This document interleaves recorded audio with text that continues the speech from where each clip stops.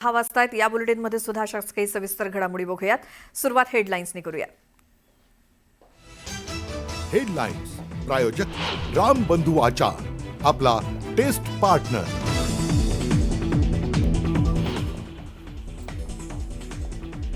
जरांगेंच्या उपोषणाचा आज तिसरा दिवस। आरक्षण मिळाल्याशिवाय मुंबई सोडणार नसल्याच्या भूमिकेवर जरांगे ठाम, तर मराठा उपसमितीकडून मार्ग काढण्याचा प्रयत्न।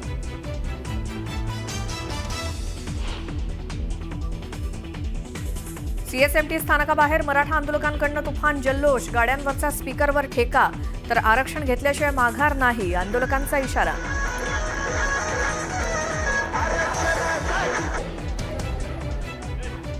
मराठा आंदोलकांची आजही मुंबईतल्या सीएसएमटी स्थानकात गर्दी, मराठा आरक्षणाच्या मागणीसाठी मोठ्या संख्येनं आंदोलक दाखल।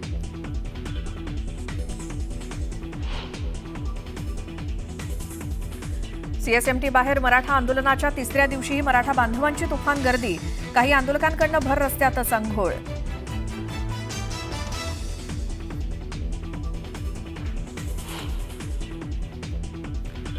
शरद पवार आज मनोज जरांगेंची भेट घेण्याची शक्यता, न्यूज 18 लोकमतला वरिष्ठ सूत्रांची माहिती, आझाद मैदानात जाऊन भेट घेणार असल्याची माहिती।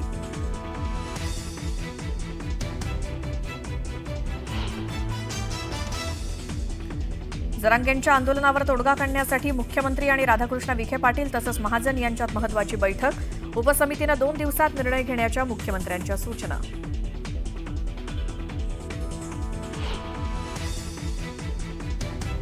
रात्री 2च्या सुमारास जरांगेंच्या आंदोलनस्थळी एक संशयित व्यक्ती व्हिडिओ काढत असल्याचं समोर, संशयिताला पाहून जरांगे भडकले, जरांगेंच्या सुरक्षेचा प्रश्न ऐरणीवर।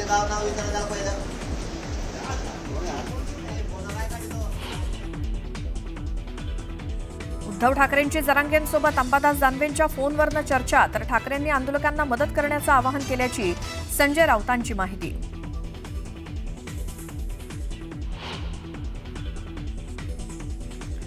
गणेश भक्तांच्या मार्गातलं मेगा ब्लॉकचं विघ्न टळलं, भाविकांना बाप्पाचं दर्शन सुरळीत घेता यावं यासाठी मध्य आणि हार्बर रेल्वेवरचा मेगा ब्लॉक रद्द।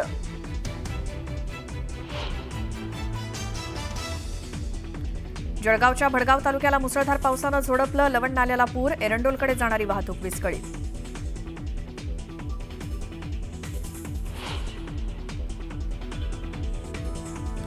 यवतमाळ जिल्ह्यात बोरी अरबमधल्या अडाण नदीच्या प्रवाहातनं रस्ता पार करणं युवकाच्या जीवावर, बोरी अरबमधल्या भागातली घटना।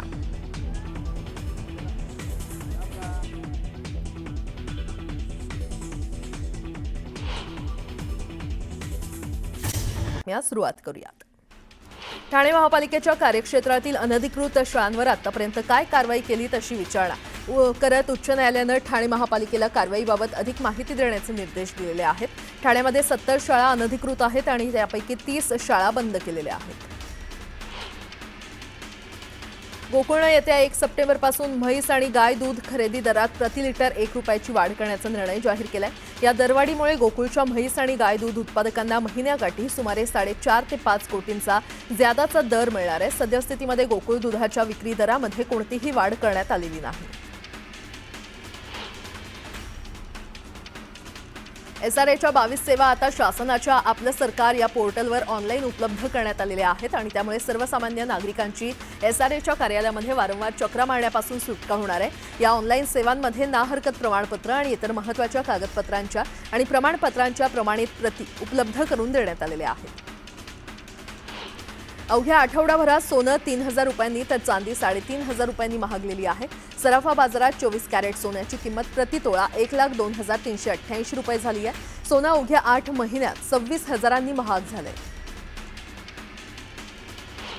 मुंबईमध्ये यावर्षी 1.5 दिवसाच्या 60,000 बाप्पांना निरोप देत विसर्जन करण्यात आलं। पालिकेनं पर्यावरण रक्षणासाठी 300 ठिकाणी कृत्रिम तलावांची सुविधा उपलब्ध करून दिली आहे। एकूण 60,177 मूर्तींमधील 30,494 मूर्तींचं विसर्जन कृत्रिम तलावामध्ये करण्यात आलं। मुंबईत आलेल्या मराठा आंदोलकांची सरकारकडून कोंडी केली जात असल्याच्या पार्श्वभूमीवर सोमवारपासून आंदोलनाची व्याप्ती वाढवण्याची तयारी मराठा क्रांती मोर्चानं सुरू केली आहे। त्याचाच एक भाग म्हणून ग्रामीण भागात गावोगावी बैठका सुरू झाल्या असून येत्या काही दिवसात महिलांना मोठ्या संख्येनं आंदोलनामध्ये उतरवण्याची तयारी मराठा समाजानं सुरू केल्याचं सांगितलं जातंय। रविवार सुट्टीचा दिवस असल्यानं लाखोंच्या संख्येनं गणेश भक्त गणपती दर्शनासाठी मुंबईत येत असतात. त्यामुळे मध्य रेल्वेनं आजचा ब्लॉक रद्द करण्याचा निर्णय घेतलाय. ब्लॉक रद्द केल्यानं गणेश भक्तांना दिलासा मिळालाय. गणेशोत्सवात मोठ्या प्रमाणात होणारी कोंडी नियंत्रणात ठेवण्यासाठी आणि वाहन चालकांची गैरसोय टाळली जावी म्हणून गणेशोत्सवाच्या शेवटच्या 7 दिवसात पुणे शहरातील 4 रस्ते ठराविक अंतरासाठी सायंकाळी 5 नंतर वाहतुकीसाठी बंद राहणार आहेत. तसंच शहरातील 12 रस्त्यांवर जड वाहनांना पूर्ण बंदी घालण्यात आली आहे. विसर्जन मिरवणुकीच्या दिवशी पुणे शहरात वाहतूक कोंडी टाळण्यासाठी आणि भाविकांना सोयीचं व्हावं म्हणून वाहतूक शाखेनं 27 ठिकाणी पार्किंगची व्यवस्था केलेली आहे. या ठिकाणी नागरिक आपली वाहनं पार्क करू शकणार आहेत अशी माहिती वाहतूक खात्यानं दिली आहे.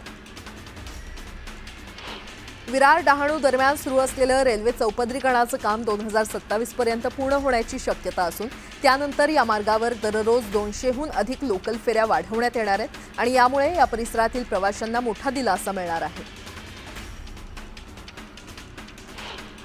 नोकरदारांना निवृत्तीनंतर मिळणाऱ्या पेन्शनबद्दल कर्मचारी भविष्य निर्वाह निधी संस्थेनं मोठा निर्णय घेतलाय. आता 6 महिन्यांपेक्षा कमी काळ नोकरी केली असेल तरीही तो व्यक्ती पेन्शनसाठी पात्र असणार आहे. महिनाभर काम केलेल्या व्यक्तीलाही EPSचा लाभ दिला जाणार आहे. पनवेल महापालिकेच्या मालमत्ता कर विभागानं यंदा विक्रमी कर वसुली केलेली आहे. 1 एप्रिल ते 29 ऑगस्ट दरम्यान तब्बल 1,36,967 मालमत्ताधारकांनी 483.8 कोटींचा कर तिजोरीमध्ये जमा केल्यानं पनवेलच्या विकासाचा श्रीगणेशा होणार आहे. मराठवाड्यात पावसाचा जोर वाढला. 130 मंडळात येणाऱ्या 2,600 गावांना पावसाचा फटका बसला. सलग दुसऱ्या दिवशी अतिवृष्टीनं विभागात दाणादाण उडवून दिल्यानं जनजीवन विस्कळीत झालं. इयत्ता 11वीच्या प्रवेश प्रक्रियेमध्ये सध्या सर्वांसाठी खुली प्रवेश फेरी सुरू आहे. या फेरीअंतर्गत निवड झालेल्या विद्यार्थ्यांना प्रवेशासाठी आता मंगळवारपर्यंत मुदतवाढ देण्यात आलेली आहे अशी माहिती माध्यमिक आणि उच्च माध्यमिक शिक्षण विभागानं दिली आहे. विरार इमारत दुर्घटनेप्रकरणी 5 जणांना अटक करण्यात आली आहे. या सर्वांना वसई सत्र न्यायालयामध्ये हजर केलं असता 6 दिवसांची पोलीस कोठडी सुनावण्यात आली आहे. अंबरनाथ पूर्वेच्या एका इमारतीत भीषण आग लागली. गॅलरीमध्ये ठेवलेल्या वॉशिंग मशीनला आग लागल्याची प्राथमिक माहिती आहे. आग लागल्यानंतर तात्काळ या इमारतीमधील रहिवाशांना सुखरूप बाहेर काढण्यात आलं. त्यामुळे मोठी जीवितहानी टळली. कापूस आणि सोयाबीनला योग्य हमीभाव मिळाला पाहिजे. शेतकऱ्यांच्या प्रश्नावर सर्वांनी एकत्र यायला हवं. शेतकऱ्याला भाव मिळाला तर आम्ही आरक्षणही देऊ असं वक्तव्य शेतकरी शेतमजूर हक्क यात्रेमध्ये बच्चू कडू यांनी केलं. महायुतीमध्ये मिठाचा खडा टाकण्याचा प्रयत्न कुणी करू नये अशा शब्दात मंत्री भरत गोगावले यांनी राज ठाकरे यांना प्रत्युत्तर दिलंय. मनोज जरांगे पुन्हा का आले हे एकनाथ शिंदेच सांगू शकतील असं राज ठाकरे यांनी म्हटलंय. यावर ते बोलत होते. ठाण्याच्या CKP हॉलमध्ये मनसे पदाधिकाऱ्यांच्या बैठकीचं आयोजन करण्यात आलं होतं. यावेळी राज ठाकरेंनी पदाधिकाऱ्यांना मार्गदर्शन केलंय. मराठा आरक्षण आणि पालिका निवडणुकीच्या पार्श्वभूमीवर बैठकीला महत्त्व आहे. जळगावच्या बेटावद गावाला प्रकाश आंबेडकरांनी भेट दिली. यावेळी प्रकाश आंबेडकरांनी सुलेमान पठाणच्या कुटुंबाची भेट घेऊन सांत्वन केलं. दरम्यान सुलेमान पठाणच्या हत्येची चौकशी करण्याची मागणीही त्यांनी केली. उल्हासनगरच्या शिवसेनेच्या शाखा कार्यालयातून उद्धव ठाकरे आणि आदित्य ठाकरेंचे फोटो उतरवण्यात आलेत. शिंदेंच्या पदाधिकाऱ्यांनी फोटो उतरवत शाखा कार्यालय ताब्यात घेतलं. पिंपरी चिंचवडमध्ये 11 जणांनी एका तरुणीच्या प्रियकराला मारहाण केली. मारहाणीमध्ये तरुणाचा मृत्यू झालाय. या प्रकरणात पोलिसांनी 11 जणांविरोधात गुन्हा दाखल केलाय. आतापर्यंत 9 जणांना पोलिसांनी अटक केली आहे. साताऱ्यामध्ये शिक्रापूरमध्ये घरफोडीतील आरोपी लखन भोसलेचा एन्काउंटर झालाय. आरोपीला पकडायला गेलेल्या पोलिसांवर आरोपीनं हल्ला केला. या हल्ल्यामध्ये 4 पोलीस गंभीर जखमी झालेत तर या गुन्ह्यातील दुसरा आरोपी फरार आहे. खेड तालुक्यातील भरणे येथील शामराव नागरी सहकारी पतसंस्थेत तब्बल 4,22,81,000 रुपयांचा आर्थिक घोटाळा उघडकीस आलाय. या प्रकरणी अध्यक्ष दत्ताराम बाळाबैकर, उपाध्यक्ष सुधाकर शिंदे, माजी उपाध्यक्ष शशिकांत शिंदे, माजी CEO प्रिया सुतार आणि सुभाष शिंदे या 5 जणांना आर्थिक गुन्हे शाखेनं अटक केली आहे. संतोष देशमुख हत्ये प्रकरणात सर्वांना फाशीची शिक्षा होणार असल्याचं वक्तव्य धनंजय देशमुख यांनी केलं. त्यातून कुणीही वाचणार नसल्याचंही ते म्हणाले. कोर्टानं वाल्मिक कराडचा जामीन अर्ज फेटाळल्यानंतर त्यांनी ही प्रतिक्रिया दिली. धुळे सोलापूर राष्ट्रीय महामार्गावरील बीडच्या नामलगाव फाट्याजवळ झालेल्या अपघातातील मृतांची संख्या 6 वर पोहोचली आहे. या घटनेनंतर मृतांच्या नातेवाईकांनी संताप व्यक्त करत टोल नाका बंद करण्याची मागणी केलेली आहे.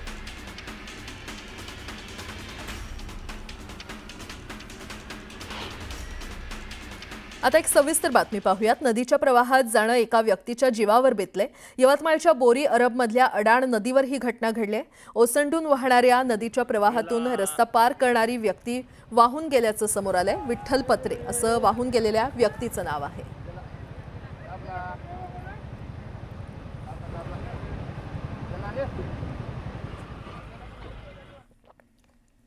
तिकडे जळगावच्या भडगाव तालुक्यातील गुढे जुवाडी या परिसरात मुसळधार पाऊस कोसळलेला आहे। एरंडोल येवला या राज्यमार्गावरील गुढे जवळ असलेल्या लवण नाल्याला पूर आलाय, तर त्यामुळे 2 तास वाहतूक विस्कळीत झाली होती।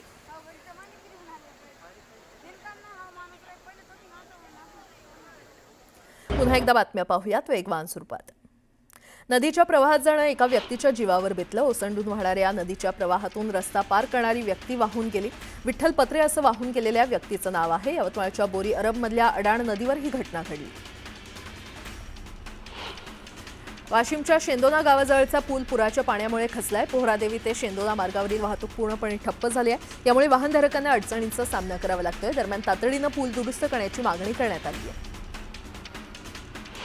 छत्रपती संभाजीनगरच्या जायकवाडी धरणातून पाण्याचा विसर्ग करण्यात आलाय। यावेळी पुलावरून एका कार चालकानं स्टंटबाजी केली आहे। दरम्यान स्टंटबाजीचा व्हिडिओ सोशल मीडियावर जोरदार व्हायरल झालाय। चोपडा तालुक्यामध्ये झालेला मुसळधार पाऊस आणि वादळामुळे मक्याचं मोठं नुकसान झालंय, तर अनेक घरांमध्ये पुराचं पाणी शिरल्यामुळे घरगुती साहित्याचं नुकसान झालंय। त्यामुळे तातडीनं पंचनामे करून शेतकऱ्यांना नुकसान भरपाई देण्याची मागणी शेतकऱ्यांनी केली आहे। वाशिमच्या कारंजा शहरात नालेसफाई न झाल्यामुळे सखल भागात पावसाचं पाणी साचून राहिलं। त्यामुळे परिसरात चिखलाचं साम्राज्य निर्माण झालं असून नागरिकांचे प्रचंड हाल होत आहेत। अकोल्याच्या पिंपळखुटा चांगेफळ इथे मन नदीपात्रात पोहण्यासाठी गेलेले 3 तरुण बुडाले।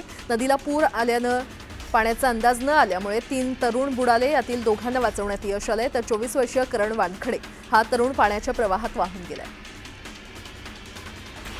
नांदेड जिल्ह्यामध्ये मुसळधार पावसामुळे जनजीवन विस्कळीत झालं। 13 तालुक्यामध्ये अतिवृष्टी झाल्यानं मोठं नुकसान झालंय। दरम्यान पालकमंत्री अतुल सावेंनी पूरग्रस्त भागाची पाहणी केली। नांदेड जिल्ह्यामध्ये अतिवृष्टीमुळे नद्यांना महापूर आलाय। पुरामध्ये अडकलेल्या नागरिकांचं सैन्य दलाच्या जवानांनी रेस्क्यू केलं। दरम्यान हुनगुंदामध्ये सैन्य दलाकडून मेडिकल कॅम्प लावण्यात आला होता आणि यावेळी नागरिकांच्या आरोग्याची तपासणी करण्यात आली। चंद्रपूरच्या भद्रावतीमध्ये जोरदार पाऊस झाला। डोलारा तलाव ओव्हरफ्लो झाल्यानं परिसरातील घरांमध्ये पाणी शिरलं आणि यामुळे नागरिकांच्या धान्यासह साहित्याचं मोठं नुकसान झालंय। दरम्यान तातडीनं नागरिकांना मदत देण्याची मागणी करण्यात आली आहे। शेतकऱ्यांच्या हक्कांसाठी क्रांतिकारी शेतकरी संघटनेचे नेते रविकांत तुपकर यांच्या नेतृत्वात मलकापूर उपविभागीय अधिकारी कार्यालयावर भव्य मोर्चा काढण्यात आला। थकीत पीक विमा, शेतकऱ्यांची कर्जमाफी यासह विविध प्रलंबित मागण्यांसाठी हा मोर्चा काढण्यात आला। जळगावच्या 40 गावात ठिय्या आंदोलन करण्यात आलं। यावेळी भाजपचे माजी नगरसेवक यांच्यावर झालेल्या हल्ल्याचा निषेध करण्यात आला। हल्लेखोरांना तात्काळ अटक करून कारवाई करण्याची मागणी यावेळी करण्यात आली।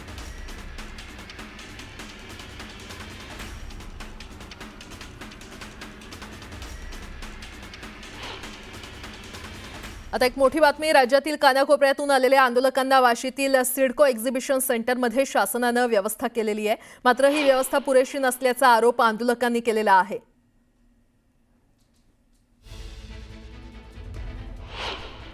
आंदोलनाचा आजचा 3रा दिवस आहे। आंदोलक सध्या वाशीतील एक्झिबिशन सेंटरमध्ये वास्तव्यास आहेत। जाणून घेऊया न्याहारी सध्या त्यांची चालू आहे। काय म्हणाल दादा, काय कुठून आलात आपण आणि काय सध्या आजचा दिवस कसा झाला वाटतं तुम्हाला? आमचं गाव गोकुळ, तालुका भोकरदन, जिल्हा जालना। आम्हाला आज इकडे 3रा दिवस उगवलेला आहे, 4था दिवस उगवलेला आहे। आमची इथली 2 दिवस इथली गैरसोय झाली। पाणीने हॉटेलसुद्धा बंद केलेले होते इटालियन नगरपालिकानं। आमची इथली गैरसोय झाली की शौचालयसुद्धा बरोबर नव्हतं। शौचालयाला आम्हाला इथून कमीत कमी 2-2, 3-3 किलोमीटर दूर जावं लागत होतं। आणि जोपर्यंत आमचे मनोजदादा जनांगे आम्हाला आदेश देत नाही तोपर्यंत आम्ही वाशी ते आझाद मैदान जात येत राहणार। जोपर्यंत आम्हाला आरक्षण भेटत नाही तोपर्यंत आम्ही माघार घेणार नाही। आम्ही ते मराठे, आम्ही कटू शकतो पण मागं हटू शकत नाही। छत्रपती शिवाजी महाराज की।